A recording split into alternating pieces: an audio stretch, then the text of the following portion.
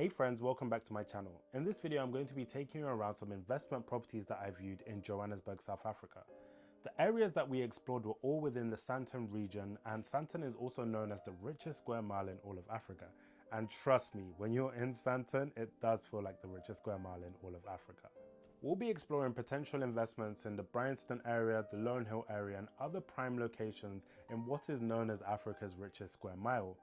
All of these properties that we're viewing are investment properties, so if you're looking for your really high-end mansions, this is not the video. Other thing that you'll be watching in this video is me going on a journey to almost reconnect with Africa.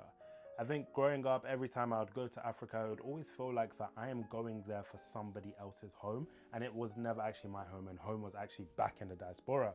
But on this trip, it made me realize that actually no, we need to do a lot more to connect back with Africa, because we cannot expect Africa to improve or Africa to change if we are going to sit in the diaspora and wait for somebody else to do it. So that's exactly what we're doing. Join me as I go on a journey exploring investing in Africa and showing you around some of the properties. So this is the first flat that we went to view. As you can see, the block of flats looks really nice and well maintained from the outside. There's also a huge car park so that every single person who lives in this block can also park their car, and their car is parked under a shade. The time that we actually went to view was about 4 p.m. and this was the time when people would usually be coming home from work, and it was still super quiet. So straight to the inside of the flat. Today we are viewing a 1-bedroom property in the Bryanston area in Sandton, Johannesburg. I even joked to say that this property was actually nicer than the place that I live in London. As you can see, they had a balcony, which was really nice, and of course the weather in Africa is great, so this was a nice place where you could sit and hang out. If you had a ground floor flat, you got all of that garden, which was at the bottom.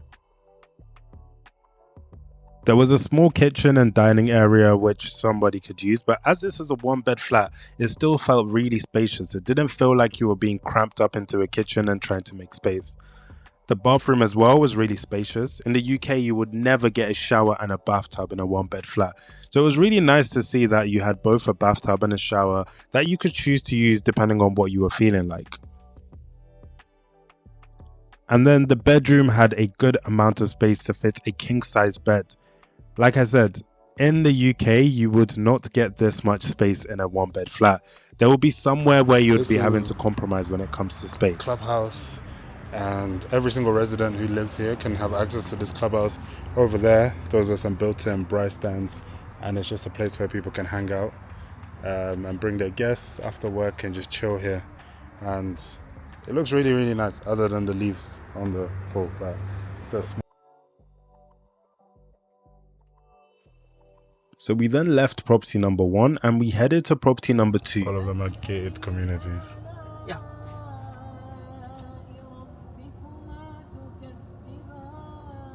See, the security is checking his whatever is in there. He's scanning his license. So no one can just enter the building. No.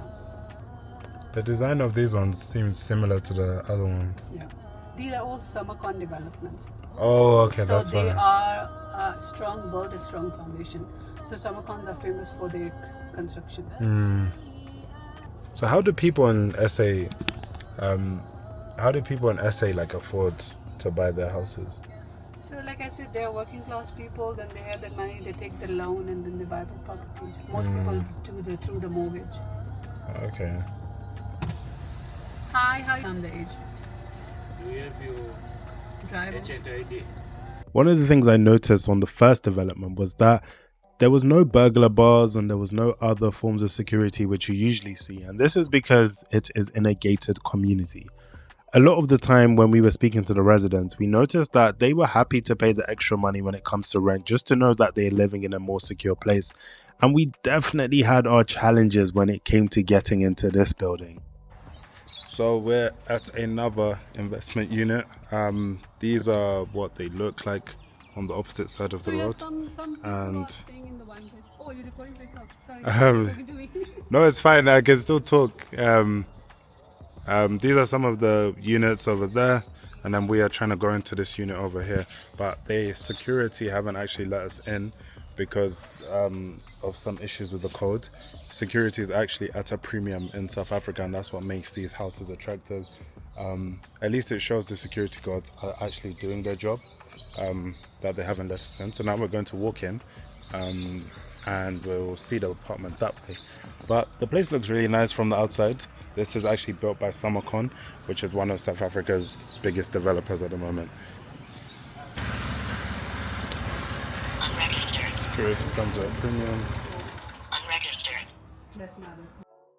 So you might be wondering, why on earth is there a bed in the living room? Well, this was a studio flat, but let's start with the bathroom. As you can see again, the bathroom actually has a fair amount of space for what is considered to be a studio flat. It was a nice amount of space. I would probably say it was about 30 square meters roughly. There was a small kitchen in the corner, which for one person living there was enough space. And one of my favorite parts about this flat was the garden that was there. Every single person who has a ground floor flat gets access to their own garden to be able to do what they want. And the best part of it is these grounds are actually maintained by the developers, so you never actually have to worry about cutting your grass. This is the outside of the studio apartment, and the rent here was 6,200 rand a month. This is what the car park looks like. This is actually peak time that we're here. This is the time that people will be coming home from work after their jobs, and yeah, you can see it's super quiet. It's just quiet. There's nothing else to say about it being quiet. And then the appeal for some of these complexes is the clubhouse, where all of the residents can go and braai. They can also invite friends, have a pool and everything. And it'll be nice to have a look at that as well. I also like the balconies that people have, especially the ones at the very top. They look really nice. I could see you step into this is like, oh, I like this. Yeah, it's weird because my comparison will be properties in the UK. So I've never actually seen many properties in South Africa. So maybe that's a normal apartment for South Africa, but for me, I'll be like, well. And then your bra facilities. This was the clubhouse that every single resident has access to and they can use whenever they want. It's just a good space for people to be able to get outdoors and not be in the flat all day long. On to property number 3. Now, the design of this property was slightly different, and I think, if I remember correctly, this was because this wasn't a Summercon development. As you can see on the roof, they have those thatched roofs, which are very popular amongst traditional African So now homes. on to the final property of the day. This again is in a gated community. There's a lot of security here. It's really, really nice. And yeah, so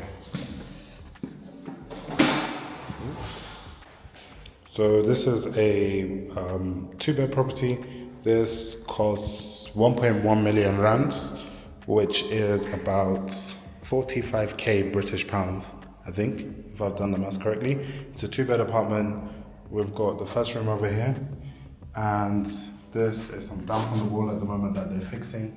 The tenant in this house has actually moved out, and they're currently going to have someone else to come in. As you can see at the front, there is the security. This is a secure complex. In South Africa, you literally pay a premium for security. That's all most people want in their places. This is the bathroom. We have just a shower and a sink, which is over here, and a toilet. Now, if we move on to the bedrooms, second bedroom. This is the second bedroom. It's got a good amount of space. You can fit a double bed in here easily. And there is quite a big garden. A lot of the flats that we've seen today are ground floor flats, and they come with a big garden, which is really nice because, yeah, around here, people love to braai. If you asked me ahead of this trip, I would have told you that living in apartments and flats is just not conducive to the African way of living. Everywhere that I've been in Africa, so to Kenya, to Morocco, to Zimbabwe, to Zambia, I have never seen people living in flats in the same way that I saw it in South Africa. However, whilst being on the ground in South Africa, it gave me real insight into why people want to live in these places. And it also showed me the differences that the South African economy has and why people live in flats, whereas the other countries I mentioned probably don't have a strong economy like they do in South Africa. Apartment would be going for 1.1 million rand. How much is rent that people pay? So 2-bed normally goes for about 9.5, 10,000. 9,000 rand, which is about 390 a month, or 10,000 is 435. Okay, so 435 pounds a month for a 2-bed apartment. And everyone here again is just like people who are working. Now, what we have been seeing was one beds. Here you see a 2-bed Yeah. garden unit. Yeah, there's a lot more studio space was here. also a garden unit. Mm, Here you have a massive garden. Normally your garden ends somewhere here. yeah, Here you have it's a corner unit. You have a big garden. yeah. So, say for instance, if you have a garden like this, are you able to still do your own thing? Like if you wanted to have a braai here, or is there restrictions on what you can do in your garden? I think you can do it on your patio. Mm, Yeah, you can try on your patio as Yeah. long as. But then they would still want you to follow there's a timing for people to be here making noise and stuff. After a certain time, you can't. yeah, of course. Okay, yeah, this is nice. So I showed you a studio. I showed you a 1-bed. I showed you a. I think it also an idea of how people live, because you don't want to. When you're in the UK, it's very easy to look at these investment opportunities Yeah. and not actually understand how people live here, and just fall for some traps. So, Yeah. because if I didn't come and see these today, I would have thought people don't like to live in flats. People love here to live in flats. Yeah, but you can Because- see. So the people mentality here, I can afford this. Let me get this. And then every property that we see, if it's in a flat, in a complex, they all have these pools at the back, which is a clubhouse where you can bring your friends, you can bring guests, and there's another area down there. I think this one doesn't have the outdoor braai. Or maybe it does.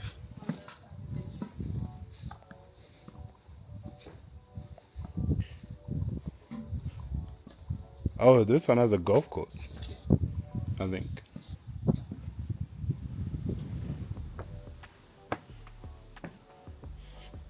The properties we saw had loads of potential, but one thing I really wanted to know was what was the buying process, and was there anything that I needed to know as a potential international investor? So the buying process, Yeah. So from start to finish is 3 from months. From the time you sign your offer, it takes about 3 months, more or less. It can be done before, it can be done after that. That's just a rough estimate. In that, you sign your offer, you submit your money, they get all the clearance on the properties. It gets signed by the purchaser and the seller, and then it's submitted to the deeds office. That's the last thing. It takes about 10 days to 2 weeks for the registration, and the property is done. Okay. Then the buyer gets the property and the seller gets the money. Okay, and if you're investing internationally, is there any caveats or anything that you have to consider? The only thing they want the trace of the money, where the money is coming from. And what's an acceptable trace of money? Like what Do type you of have things? like a potential earnings that you're working, so you've got money from that. You had a property there, you sold the property, it came from that. Yeah. So they just have to have a trace of the money. Okay, that's Yeah. fairly So normal. like the overseas people, they come in, they send the money in, they just want to know how you got that money. Yeah. Just that. Okay. And what about if you got the money from a loan? So even if you get a mortgage, your bank can provide you that because they're the one that's sending the money out. No, I mean like if you got a loan in a different country. So say this is 1.1 million rand, 45,000. If you got that money, 45,000 as a bank loan Yeah, you from can the still say UK. the money came from the bank. That's it. You have that. I got a mortgage, Okay. and then the bank is sending that money here, or you sending that money here. To Okay, buy the makes property. sense. They just Yeah. want to know where the money came from. Yeah, It so it's can be not a like- mortgage. It can be your dad gave you the money. It can be you sold a house. It was your family business. You got the money from there. As long as Yeah. you can provide the proof, the funds came out from there. Okay, that makes sense. Yeah. Great. Yeah, I think that's all the questions I had actually. If I think of anything, I can just send you a message on WhatsApp. Is that Send me, okay? you ask me. The first step to start is to sign an offer on the property, and there you go. Okay.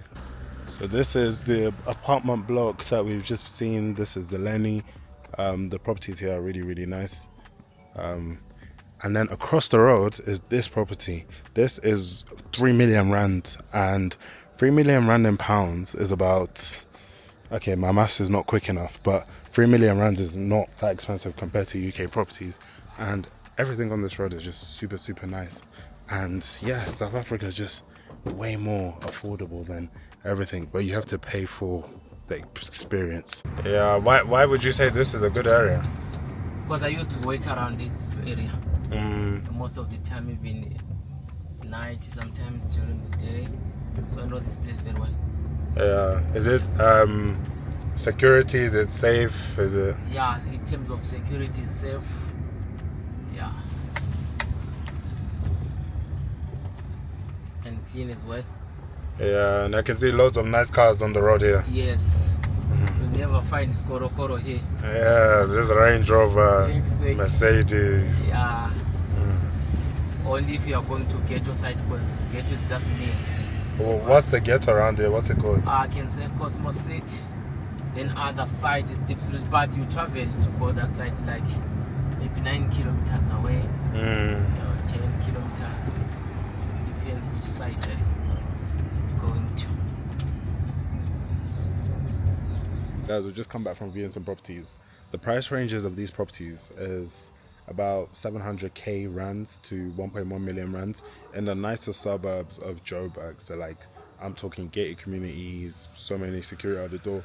Like, we had an issue that we couldn't get into one of the properties for ages just because security would not let us in, because that's how, like, people literally pay a premium so that security are very selective about who comes in and out of the building. Also, the cool thing that I learned about the security systems here is that all residents, when they live in complexes, they have an app, and on that app they can invite guests, and if they invite a guest, they send you a code, and that code is only valid for 24 hours, or it's only valid for one car, and the guest has to come in and punch a code, and that gives them access in and out of the property. If you don't have that code, if you don't have like proof of license or anything like that, they literally will not let you in. Like, they will tell you you're not coming in. Even if you phone your friend and you say like, I'm at the door, they'll be like, yeah, we don't know who you are, like, you're not coming in. So you can tell people are paying a premium for these properties.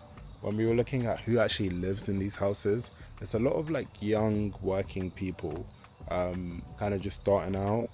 So like, the tenants in the houses that we were looking at, I think it was 2 girls, and they both looked like they were mid-20s. And I think it's very interesting to see the different ways people live.